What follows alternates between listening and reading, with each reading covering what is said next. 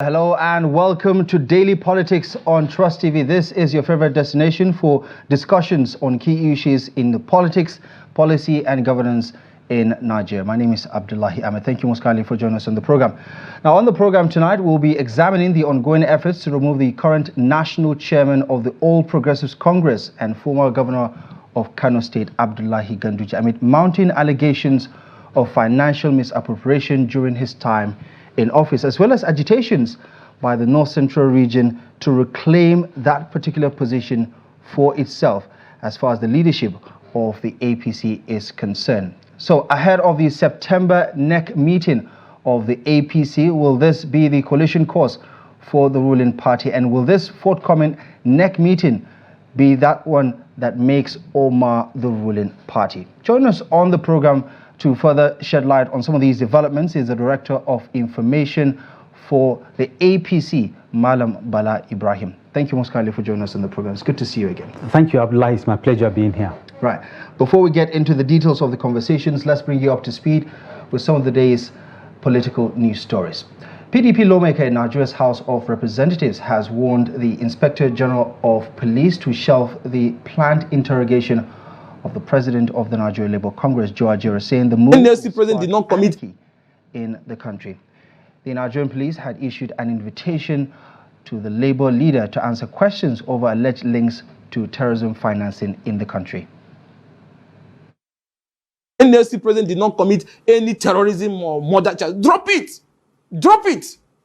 So you don't bring people back to the street and create confusion for the president.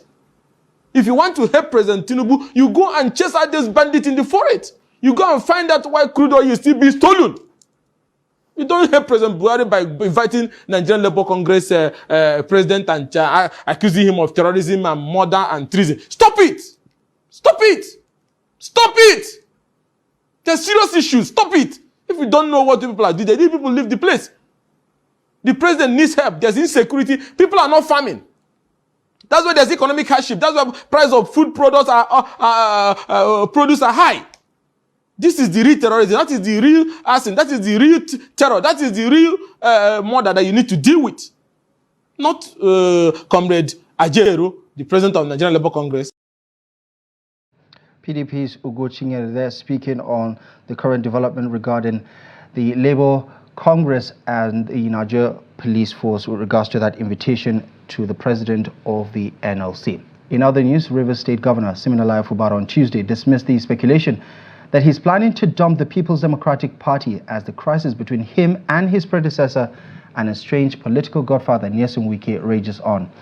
While affirming that Rivers State remains a PDP state, Fubar says there was no truth in the speculation that he plans to leave the party. He spoke while receiving a delegation of the PDP Board of Trustees led by its chairman, Senator Adolphus Wabara, at the Government House in Port Harcourt. This visit is for one purpose. What is the problem? How did it start? Or would I say what led to it? And how did it degenerate to what it is today?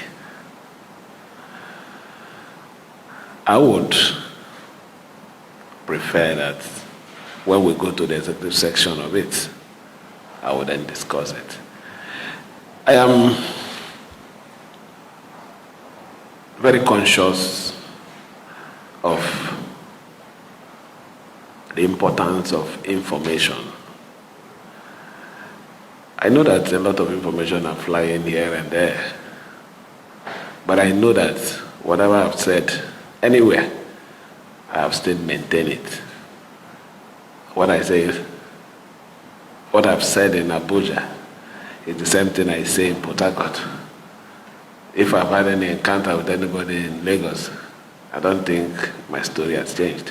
But so far, what is important this afternoon is that we are still members of the party, and the owners of the party have visited us. So for those people outside who are, would I say, carrying all sort of rumors and propaganda, at least this visit will rest those propagandas and to tell the world that we are and we still remain members of the People's Democracy. The PDP Board of Trustees there during a visit to the Governor of Rivers State, Siminalayi Fubar, on the ongoing fracas between him and his predecessor, Nyesom Wike, alongside many other political developments within the PDP. All right, we're going to take a quick break. When we come back, we're going to double down on our conversation for tonight, the first of two, as we focus on developments within the APC ahead of its National Executive Committee meeting, which is scheduled for this coming September. And of course, how the seat of the national chairman is at stake as there are more push from especially stakeholders within the party who are trying to oust the Iswal governor of Kano State, Abdullahi Ganduje, from that seat. More on that, on the intrigues within the APC in just a moment. Join us after the break. Right, let's get things started. Join us on the program once again is Bala Ibrahim, the Director of Information for the All Progressives Congress. Join us on the program tonight to discuss developments within the APC, especially ahead of the forthcoming NEC meeting. Good evening to you once again. Thank you so much for coming on the program. Let's first of all get your take on what is at stake for the ruling party ahead of September's NEC meeting. Well, thank you very much, Abdullahi. What is at stake for the party is, or I would say, are issues that are of interest and of concern to the party. The party is going to look at issues, is going to look at matters that affect it, how to fine-tune, and of course we have elections coming up in Edo and Ondo, and there are other internal issues to which the party will want to look at. So definitely these are some of the things that are going to be tabled before the NEC. Obviously before the NEC, especially earlier this year, there's been a lot of hue and cry about certain developments within the APC, especially in the aftermath of the emergence of Abdullahi Ganduje's national chairman. We saw in April, for instance, aside from just the court orders emerging from Kano suspending the national chairman, we've also seen some protests from the North Central region, where some stakeholders within the party feel aggrieved that someone from the Northwest is occupying that position as national chair following the removal, so to say, of Abdullahi Adamu, the Iswal chairman of the National Party. What is your take with regards to what party faithful can expect regarding those agitations? Well, I'm happy the agitations are pursued with civility. They are pursued in a way and manner that is permitted by democracy and is civilized. I'm happy those who feel aggrieved have gone to court instead of resorting to the use of cutlasses. That is fine. Democracy permits that, and it's a good way of showing dissatisfaction. And it's left for the party to do what is needed, what's supposed to be done to make sure that angers are assuaged and everybody is made to be given a sense of belonging. Now, the purpose of politics, or the essence of politics, is supposed to bring together people with the hope of reaching an agreement for the common good of all. Now, unfortunately, I don't think that goal is pursued as is expected by democracy.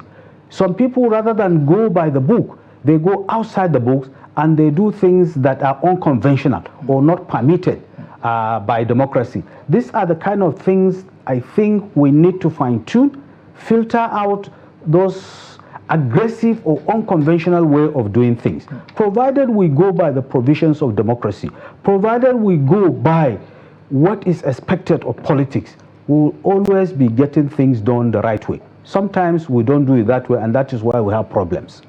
Some of those agitators say the APC is not playing by its own rules since the emergence of Abdullahi Ganduje, especially in the aftermath of the near, very slim victory in the 2023 elections. I'm talking about the presidential election, for instance. They say the Northwest has been overcompensated with the role of Deputy Senate President and, of course, the Speaker of the House of Representatives. And for them, for that particular region to again fill in the space of national chairman when the person that was ousted is from the North Central doesn't seem fair, and it's also going against the zoning formula of the APC. What do you say to that?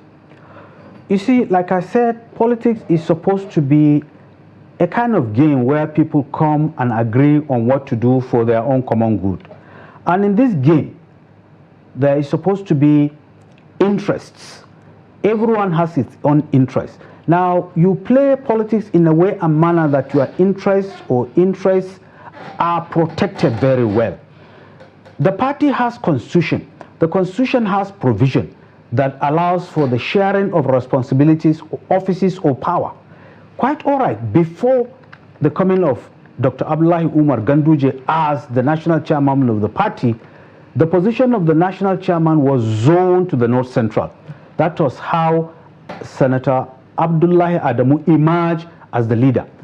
But something happened that led to the voluntary resignation of Abdullahi Adamu from the position of the national chairman.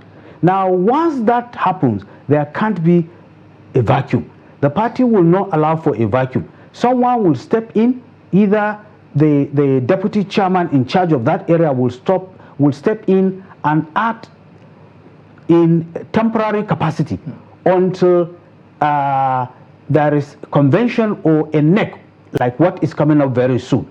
That NEC has gotten the donation of powers from the convention to do that which the convention will do. So whatever the NEC does, it is assumed it is doing so with the powers of the national convention. Now the convention has delegated or has zoned the position of the national chairman to the North Central.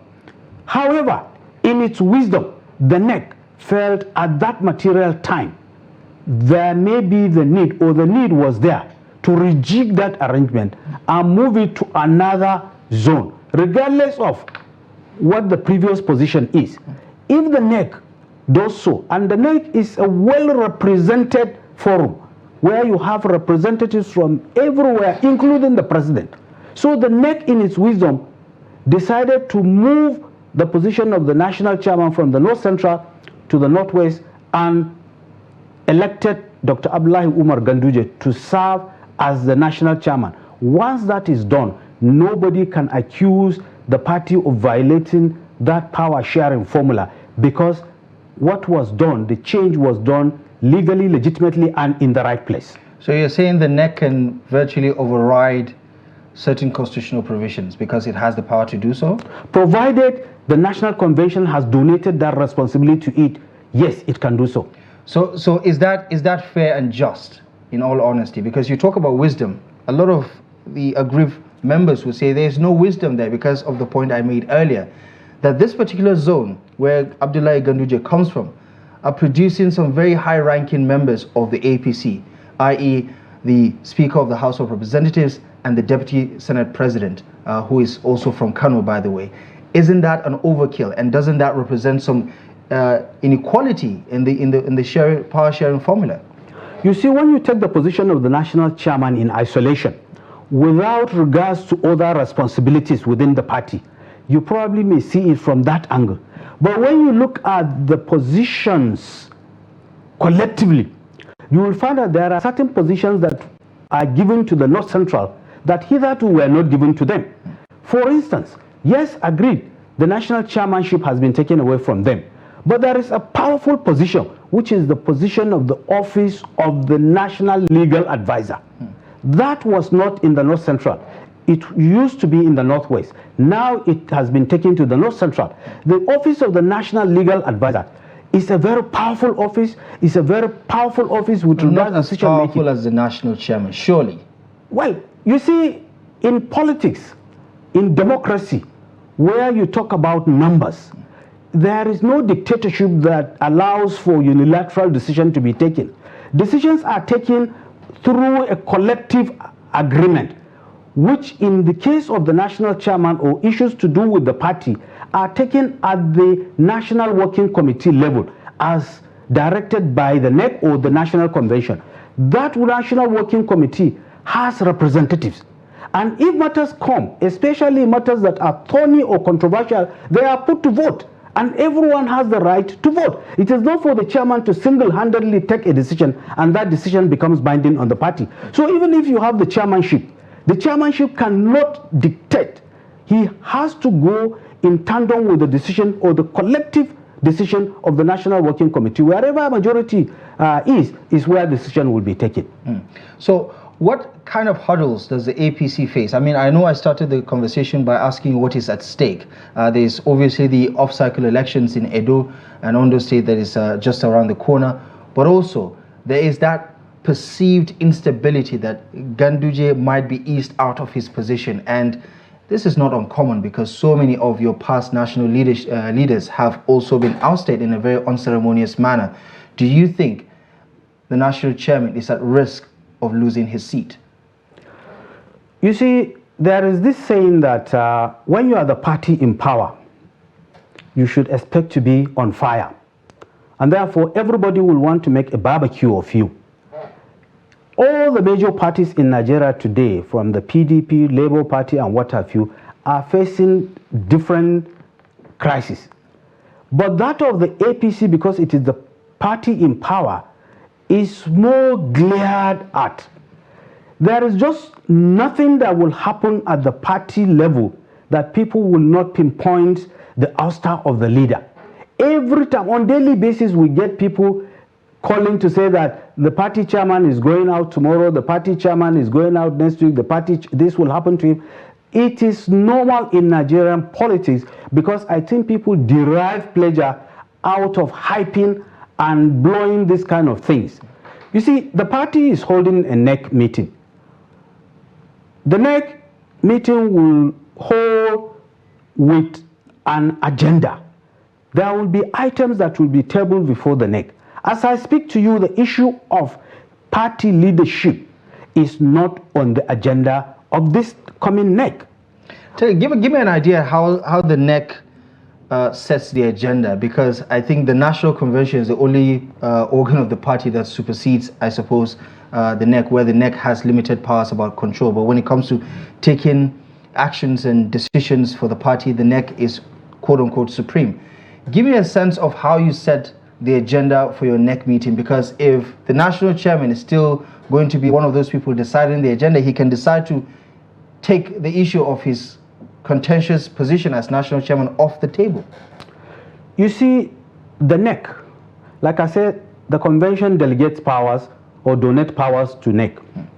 The NEC delegates or donate powers to the National Working Committee of the party, where there is hierarchical display of positions with the chairman at the top. Now, there is a national secretary. The National Working Committee is in charge of the day-to-day running of the party. It is the National Working Committee that will notify the president, because he is a member of the NEC, to ask for permission to hold a NEC meeting. And it is the National Working Committee, after getting the approval of the president, that will decide on the issues that will be discussed at the NEC. So this NEC is not supposed to be a thing that is going to be secluded, or a meeting where strictly the National Working Committee will be in attendance. No, there are governors, there are legislators, there is the president, there are other stakeholders of the party that will come.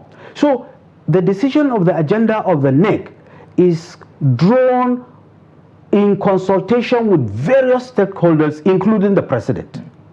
And you're saying tentatively, the position of the national chairman is not up for debate ahead of this NEC meeting? As of now, it's not. Right. Yes, it is not. Despite but what the speculators have gone to town with all manner of stories. They said the NEC is purposely called with the view of removing Dr. Abdullahi Umar Ganduje. The NEC is called for the purpose of doing this. And these are people that have no say in the arrangement of the NEC. So, but like I said, politics has given people the freedom to talk. Right. Positive or negative, they will talk. Wait to see what will happen. That is then we can say, yes, this is it and this is not it. Surely you've been keeping up with news developments across the country, and especially with regards to political developments in Kano, and you're well aware of the legal hurdles away from just the two various court injunctions suspending him from being a member of the APC. There are the corruption allegations that continue to dog or trail the national chairman of the APC. Is the APC worried about its perceived reputation or integrity, especially that its national chairman is dealing with these corruption allegations? If there is any party that is worried about its reputation, its integrity, its name, I think the APC is topmost. These shenanigans are not new to Nigerian politics. Before the 2023 election, our president, President Bala Ahmed Tinubu, has been on the spotlight for various allegations. All manner of allegations have been leveled against him. So much so that people said he should not even be the candidate the party should field to contest the election. When he was fielded and he contested the election, they said he will not win because he has a backlog of allegations against him. All these things have come to pass. There is nobody that will step into politics in Nigeria without being stained of one thing or the other. Abdullahi Umar Ganduje, the national chairman of the party, cannot be an exception. These things, they happen to everybody. General Muhammad Buhari there was nothing they have not called him. In fact, they said he did not even attend secondary school. Yeah, but not corruption. No even corruption. Not corruption. Corruption right now. Most of his ministers are being tried for corruption, and he's accused of poor oversight. The allegations is that he has given people the room to enrich themselves without calling them to order. That is an extension of corruption. But they will not allow the legal procedure, they will not allow litigations to go through and see whether these people will be found wanting before condemning. I think we're doing some whataboutism here, especially comparing apples and oranges. With regards to the Ganduje case, for instance, there have been quite some damning evidence that have come to light. It's not just him, it's also some of his close associates as well as family members that have been fingered in these corruption charges. For a lot of people, the right thing to do is to step aside and allow for these processes to be concluded so that the party doesn't have to deal with the negative press that comes with these litigations. Does the party feel that there is a need to distance itself from these corruption allegations because, like you did say, it affects public perception? You see, that position goes in conflict with the constitutional provision. The law says you are assumed innocent until proved otherwise. Just because someone is accused of corruption does not mean you should just condemn him, pack him and put him in the bag and say step aside and you do. No. Allow litigation to go through. When he is charged to court, litigation allowed to go freely and fairly, and the court finds him wanting, it indicts him or convict him, then you say he is guilty. Yeah, but you cannot just say because he is accused. Yeah, the president suspended his minister who was suspected of embezzlement and corruption. To date, she's still under suspension because he wants the process to be concluded. That process has not been concluded by the EFCC, and isn't that fair to expect that he would do the same to tell the national chairman to step aside until he clears his name? And if there is a need to revisit this idea of him coming back as national chairman, then the party can do so. So will you call that suspended minister a convict? In all fairness, she's a suspect, and investigation is ongoing until she's convicted. And don't forget, she is an appointee of the president. The national chairman is not an appointee of the president. The national chairman is an elected chairman. There are was differences. Abdullahi Ganduje elected? He was elected by the NEC. Yeah. Selected, you mean? Elected. The NEC does not select, it elects. He was elected at I thought the elections happen at the conventions. No. They happen. I said the convention donates powers to NEC, and NEC vote. He was voted. The presiding officer is the present governor of Imo State. Did he stand in that contest with anybody else? He won unanimously. But did he stand with anybody? In election, you don't necessarily have to have opponents. I think that's the whole point of election, that there are more than one option. No. You can win by unanimous vote. You can be elected unopposed. Yes, it doesn't necessarily mean there must be someone against you. No, people have the right to put themselves forward for election. And if the election comes, if for instance now, a general election is holding, And nobody put himself forward for election but one person. Does that mean there will be no election? Yeah, so, okay. Explain to me the idea of the National Convention donating its powers to the NEC. Because I'm looking at the APC constitution here, and it says nothing about electing, national leadership or the working committee members as part of the duties of the National Executive Committee. Just explain to me how the National Convention can actually donate its powers to the NEC to decide who the leadership of the party is. Well, I'm not a lawyer, so I may not be able to put it legally the right way. But let me put it in a layman's way. There is what we call elective NEC, and you have non-elective NEC. Those who are conversant with the conduct of NECs will tell you. There are NECs that are held where elections are conducted, and there are NECs that are held where elections are not conducted. Now, if you have elective and unelective NEC, then it means the conduct of election is in the contention of NEC. Whether or not it will hold that election is to be decided by the nomenclature of the NEC.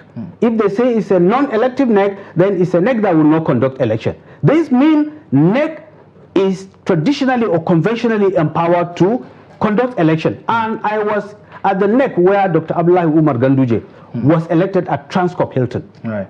Okay, so because also just going by the constitution, by the way, just so we can tick all the boxes, the final authority of the APC as a party is of course the National Convention, and it has the power to ratify policies and programs of the party, elect or remove national officers of the party, elect the presidential candidate of the party, vis-a-vis a host of other things, amend the constitution, and also Section 6 of that Article 13 says delegate any of its powers to the Board of Trustees, National Executive Committee, or to any other organ of the party. So the reason why I asked that question earlier was to know at what point did the National Convention delegate its powers to the National Executive Committee? Okay, you've just said now that the National Convention can delegate its powers either to the Board of Trustees or the National Executive Committee, which is NEC.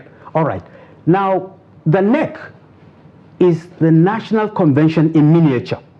Whatever the convention will do or can do, if it donates its powers to NEC, that NEC can equally do it. And you've just said that the National Convention can delegate or donate the powers of conducting election to NEC. So NEC acted in that capacity. Yeah, because the last time you had the convention was in 2023, and there was no public declaration of something like that, and that's why I had to ask going forward. But to all the APC supporters or loyalists who are keeping up with some of these developments and are worried that the party is unraveling, what would you like them to know about the few weeks and months to come? Well, the All Progressive Party is a progressive party. It's a progressive party, that's why it's called the All Progressive Congress. It moves according to the dynamics of situations. It moves according to the tide, and each and every time it meets, it has the interests of the people, its members, and the interests of the country at heart. The party is doing everything to see to it that it continues to deliver dividends of democracy to the people, and is doing so in a way and manner that is not injurious to the body politic. So whatever shenanigan or whatever the critics or opposition may say, I want to assure them that it is not giving the party sleepless nights because it is convinced. It is working according to its conscience to deliver goods to the people, and delivering good is going to be the major objective. So nothing to worry about? There isn't nothing to worry about. Okay. Bala Ibrahim, thank you so much for joining us on Daily Politics tonight. We really appreciate you for being a part of this conversation. Thank you for taking the time. It is my pleasure. Thank you very much, Abdullahi. Right.